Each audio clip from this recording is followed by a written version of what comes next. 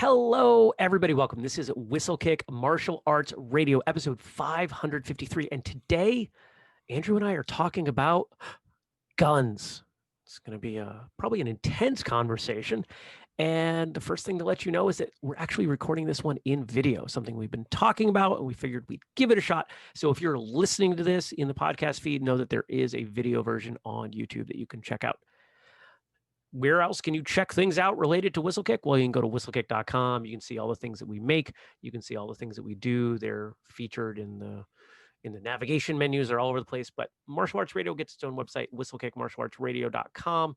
And we give you 2 new episodes every week, all kinds of good stuff, interviews and discussion and things to make you think, things to make you go, which is kind of the goal because we're trying to get you to think. We're trying to supplement your martial arts training with some martial arts thinking. Now, if you value what we do, you got some ways you can help out. You could share episodes, follow us on social media. You can do all that normal stuff. You can leave us reviews, but you could also contribute to the Patreon. patreon.com/whistlekick. That's the place to go for that. And if you do, we're going to give you even more great content. So without further ado, Andrew, thanks for coming on and shining your head for the episode. I think that spotlight is shared by the both of us, Jeremy. It is. It absolutely is. I cut my hair this morning, and I don't think there's ever been more glare on a podcast than you and I talking right now. Unfortunately, that may be true. And this is after we made things better. Yeah, true. Moved cameras around, changed lighting. Man, there's a lot of shine. I take solace in the fact that I save a lot of money on shampoo. That's all. I had 1 bottle through college. Yep. And that's something that people just, they don't even think, wait, you don't have to buy shampoo or conditioner or combs or hairbrushes. I've had people ask me, do you have a hairbrush? Yeah, no, I've had that too. I used to. Yeah, when I was like 10 and I had hair. I started cutting my hair when I was 12. We could probably make a really boring episode about our mutual lack of locks, but that's not why people are here. People are here for us to talk about martial arts. And of course, with a subject like guns, doesn't necessarily feel like a martial arts topic. No, and that's that'll be interesting to see how it's received. But I think the first thing we need to talk about is that we are not here to discuss the legality of guns, whether guns should or shouldn't exist. We are prefacing this whole episode on the fact that guns do exist. They are in our society, and in some societies more than others. I suspect if you're in Canada or the UK, it's not as much of a concern for you. But they do exist. So this episode isn't to discuss whether they should. We know that they do. Right. We are not here to discuss the politics. We are not here to discuss the ethics. We are here to discuss the realities, because as martial artists, we deal with what we have in front of us. And most of the time we're training, and what's in front of us is a fist or a foot. And the consequences of getting it wrong aren't terribly severe. You know, it might be a broken nose or a black eye or maybe even just a little bit of blood. But the consequences of getting a gun wrong are far more significant. Yeah, it can be fatal for sure.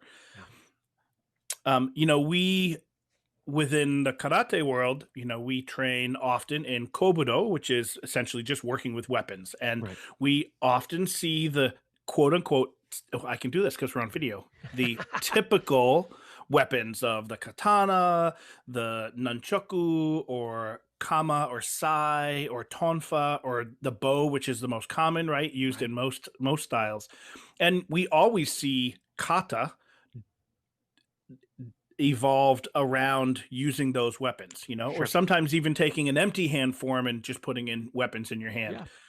And we don't see kata for guns. And so the first question was, well, why? And the answer is fairly straightforward. They weren't as prevalent. I mean, guns existed. Sure. Well, it depends on how far back you're going and where you're deciding the roots of forms to be. If we're talking, the 40s or the 50s, 1940s, 1950s. Yeah, absolutely. They had firearms back then. Yeah. And we probably have somebody watching or listening saying, well, the Chinese invented gunpowder and, well, But they If it weren't as was prevalent. right, if it was a major concern, then ancient, Chinese martial arts would have incorporated it in a way that probably would have survived. It either didn't happen or it didn't survive. Regardless, it's a now problem. Absolutely. It wasn't a then problem, but it is a now problem. So the question then lies, if you were to create a gun kata, and I'm excluding the gun kata from the movie Equilibrium, which we could discuss in a second, but most kata typically show how to use that weapon as an attacker. You might block or receive some sort of a strike and then attack with it. So what would a gun kata look like if you were to Sure. have one? Sure. Well, what's the purpose of, and you're free to keep using the term kata. I'm going to use the word forms. Sure, form. Because we've got people from all sorts of styles, not just Japanese martial arts that are watching or listening. And what's the purpose? The purpose of a form, it's to practice movements, it's to build comfort. If we think about the application side of it, it's to build comfort in the techniques such that you can apply them when needed with less, let's say, less stress involved. Oh, I need to do these 3 movements. Somebody's throwing a front kick at me. I'm going to low block, reverse punch, right? I mean, that's a pretty common set that might happen. And while it might not be the most directly applicable situation or combination to the situation, I mean, it still works, right? That's where forms come in. So if we're talking about a firearm, I think it's a big difference. Are we talking about utilizing one to attack or utilizing or defending against one? Most forms start off defensively and end, at least all the ones I ever learned, started and ended defensively. Because in theory, you're not starting a fight, right? You're Sure. you're being confronted, victorious, and cautious at the end. But does that still hold up if we were talking about firearms? Yeah, most forms will be most empty hand forms are not start to finish. This is how you defend against a bow. You may have a particular move that would work against a bow, but it's not designed necessarily to be that way. And so I'm wondering, Jeremy, do you think there are any gun forms today? I'm sure somebody's developed something. I think there's more than you think. Really? And I do. And I'm wondering if this is one of those things that doesn't get discussed. I think it's one of those things where I'm using the word form a slightly more expanded view than some might say. Okay. I would make an argument that if you're in the military, you learn how to strip down and put together your gun in a way that no one else does. And you always do it the same way. It's always done methodically with precision. So one could make the argument that if you're in the military or some sort of paramilitary organization that uses firearms, you may have a kata that you have designed yourself to put together and disassemble your gun. Yeah. Yeah, absolutely. The question then becomes, I guess, what is and what isn't the form that we're talking about? If we're talking about a gun form, right? That is absolutely a form. There are, if we think about most Tai Chi, if we think about Tai Chi, the way most people are practicing it, they are, even though there are combative elements to it, they are not, their intent is not to practice combative elements. I know plenty of people who practice Tai Chi forms and the combative aspects are completely lost on them. Mm-hmm. And so you could make an argument that a form, a pattern, a sequence, a dance can occur with a firearm in a lot of different ways, just as it could with empty hands. Or a military drill team. I mean, that's the first one the first one that jumped to mind to me, is that the I had the pleasure of seeing a U.S. military drill team last year at the Edinburgh Military Tattoo. Unreal, the precision that they are using to maneuver their weapons. Can you describe what you saw a little bit? So they were all rifles with bayonets on the end. And there were probably 20, I'm guesstimating about 20 or so members of the team that moved in sequence, different maneuvers with their rifle. Mm, Often they just held their own rifle, but there were some times where they would face each other, square off, maybe 10 on one side and 10 on the other, and they would be tossing their rifles with bayonets, tossing them to each other back and forth. that shows Um, precision. You're not absolutely. getting that one wrong. Nope. While they're tossing them back and forth, essentially forming a tunnel, they would have a member walk, march, very Wow. precisely between the rows. And because they started on one side and just essentially waved it down to the other side, this person walked through without any, assuming, without any fear of getting hurt. That for sure, I would consider a form. I would agree. I mean, what is it? What is it training? It's training comfort with the weapon, knowing where your hands are. They have to be in the exact same place every time. Otherwise, the catch or the throw might not work, or worse yet, your bayonet catches the person walking through the line. I mean, that definitely sounds like a form. Yep. And you can search this on YouTube. They're pretty easy to find. Just Mm. look up for the U.S. Marine drill team, and you'll find them. It's pretty amazing. But there are other things to consider as well. That could it be clearing a building? Learning how to methodically go through and clear a building, or even getting more to the quote self-defense or self-protection side. Um, Many schools now have active shooter drills that the school Yeah. does. The whole school, if there is an active shooter in the school, this is what you do. And I think an argument could be made that that is also a type of form. You are doing it, and this now ties directly into self defense and self protection. Right. That this is what you're doing to stay safe. Right. Yeah. There are plenty of ways that we can look at a firearm and think about it from a self-defense perspective. Um, and not just the obvious ones. I remember one time going shooting with my father, and the webbing in his thumb was a little bit too close to the slide, and it came back and it cut him. It bit him. Yep. It bit him, and he probably should have had stitches. He didn't. But if you talk to a lot of people, a lot of them have a story about a handgun with somebody's, hand webbing getting caught under the slide. It's a pretty common thing for sure. It is. And if you talk to somebody who practices nunchaku, just about everybody's got a story of cracking themselves in the head. Many times. Mostly as a kid, but I've put myself down on the floor. Yep. Yep. So now the reality is, us in society, we are more likely to encounter a handgun than we are any other type of gun in a self-protection type scenario. Sure, I would agree. Not that other guns don't exist, and not that other guns aren't used in that type of way, but I think statistically you're going to find handguns are more typically what you'd find. Because they're concealable. If you're using a handgun on someone, it's probably not for legal purposes. Mhm. If someone is initiating an attack on you, or on anyone, if someone is initiating an attack utilizing a handgun and they are not law enforcement or military, it's a incredibly high statistical probability that they are doing something illegal. So they're going to want to conceal that weapon. Shotgun, a rifle, a little bit harder to conceal. Yeah, absolutely. And by a little bit, I mean a lot. Sure. So, all right, everybody, we're back. I want to apologize.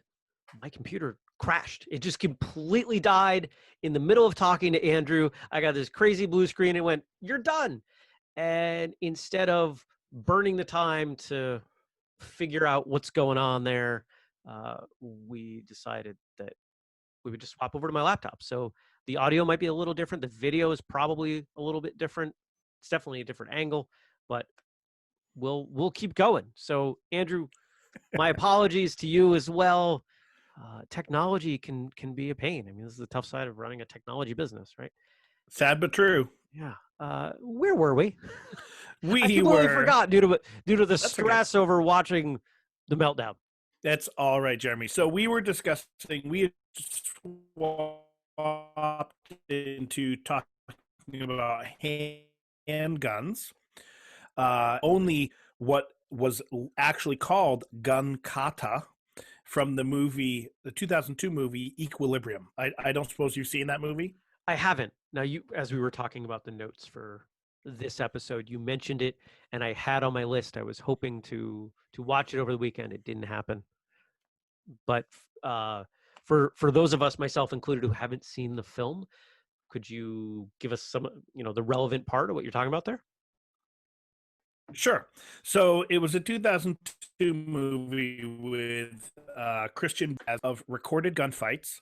The clerics, which were the peacekeepers at the time, have determined that the geometric distribution of antagonists in any gun battle is a statistically predictable element.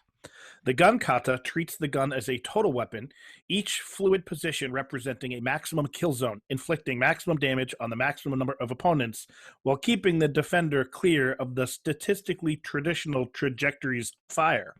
By the rote mastery of this art, your firing efficiency will rise by no less than 120%.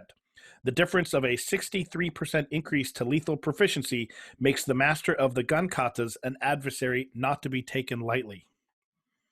Wow. Yeah.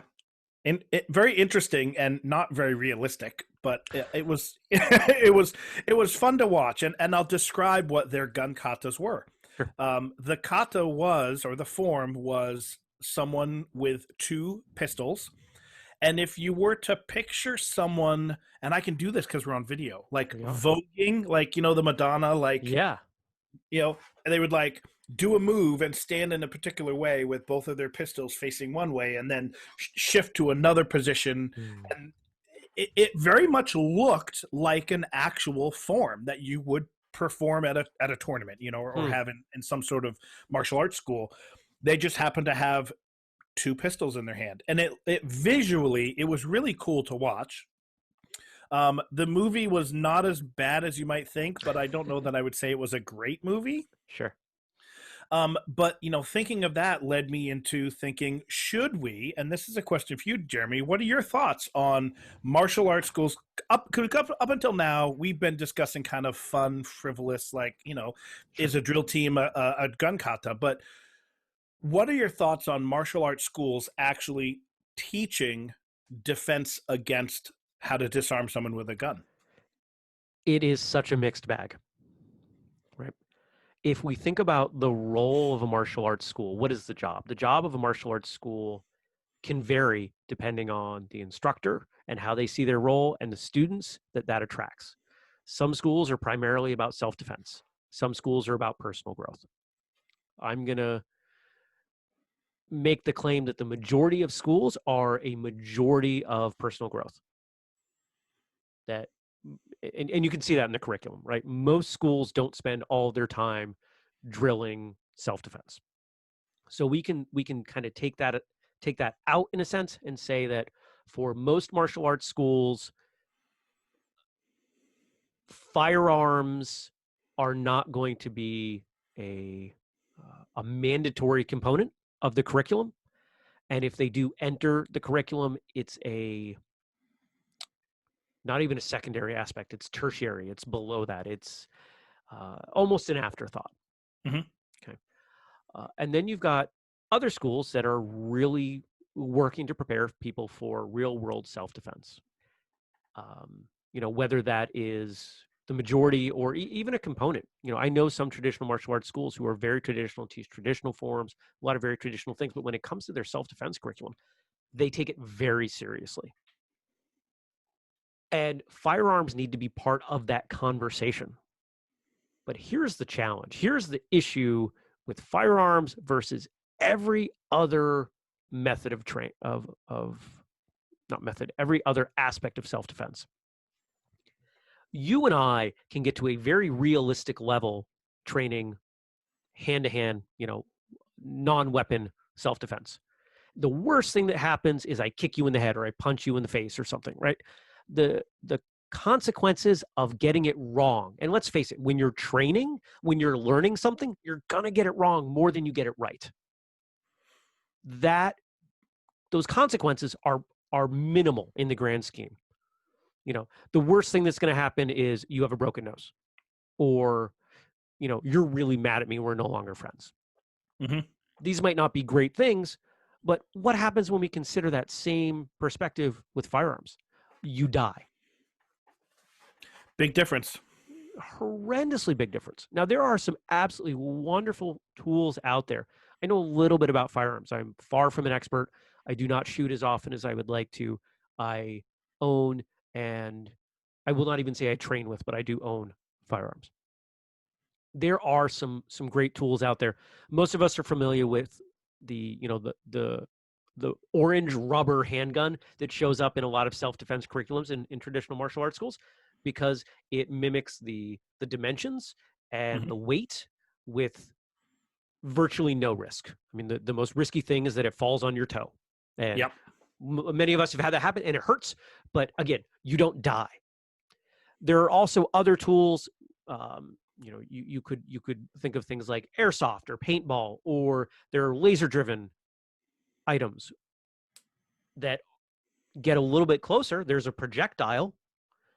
Maybe it's one that you feel, maybe it's one that you see. So you can get closer there, but you're still not there. It's still not the real thing.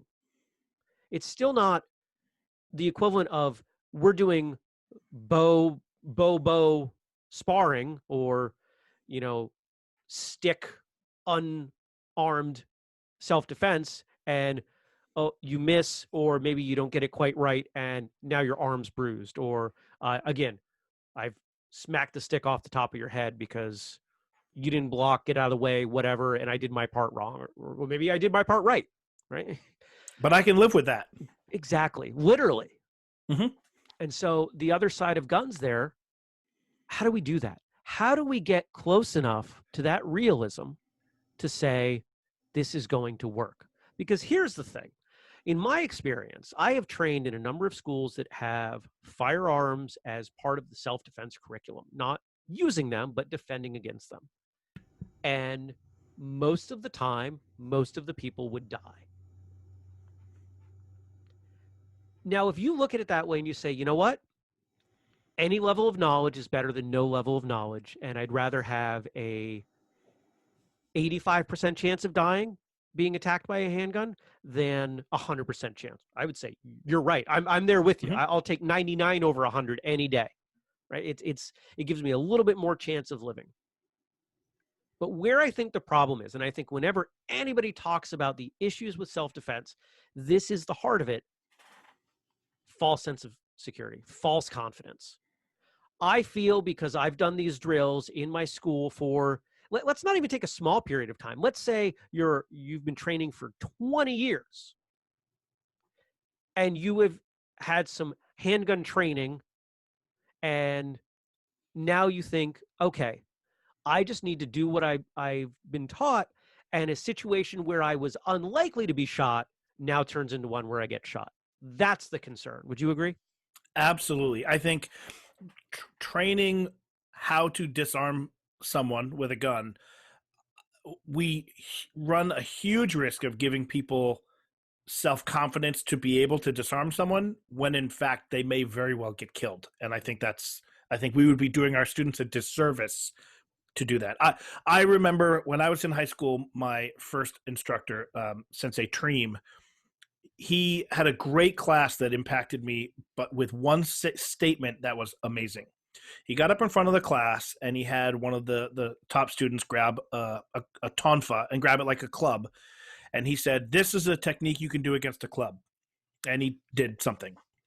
And he had that student get a knife and he said, "This is a technique that you could do against a knife." And he did something.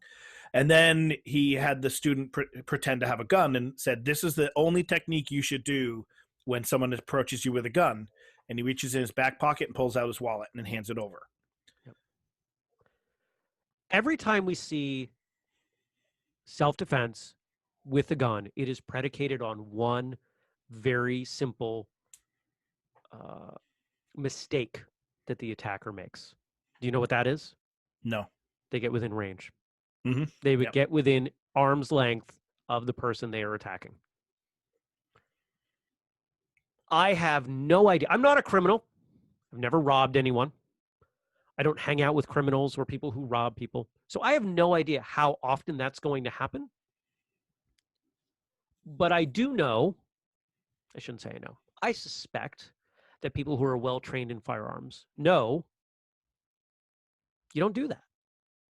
You don't get within, you don't give up the advantage. The advantage of a firearm is that I can kill you from here when from a you're there. distance. Yeah, you're 10 feet away. You can't do anything to me without a handgun. I'm good to go here.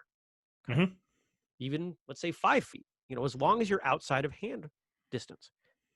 And this is where I think it becomes really problematic is that what happens when I'm trying to mug you and I'm just out of arm's reach?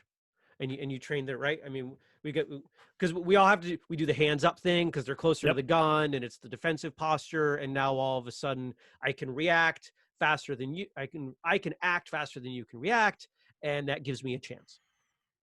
But now the gun's just outside of that. I don't know what to do. Do I panic and lunge for the gun and get myself killed? And this is what I don't know about the variety of curriculums out there. Are they teaching, hey, when this scenario that I would suggest is statistically more likely to happen, and I'm happy to be corrected by someone, that it's outside of arm's length,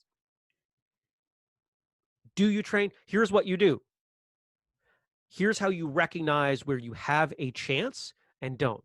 Here's how you read the attacker to know there's a good chance that you're just going to get away, you're going to get off with just losing your wallet versus your life. What do you think? I would agree. And I think some people may make the argument that you stated at the beginning, that we should be training on how to defend against a gun. And if someone's mugging you and they're far away, you should run at them, because at least then you have a slight chance to disarm them, whereas you can't if you're far away. But you also can't, you have no idea by looking at your opponent necessarily that handing over your wallet will still result in your death. Right. That you are far more likely to still be able to survive the encounter by just doing what you're asked to do than you are by rushing someone with a gun. I think a lot of us are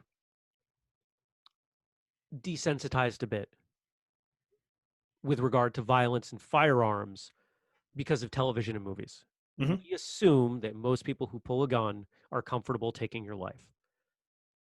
I don't think that is true.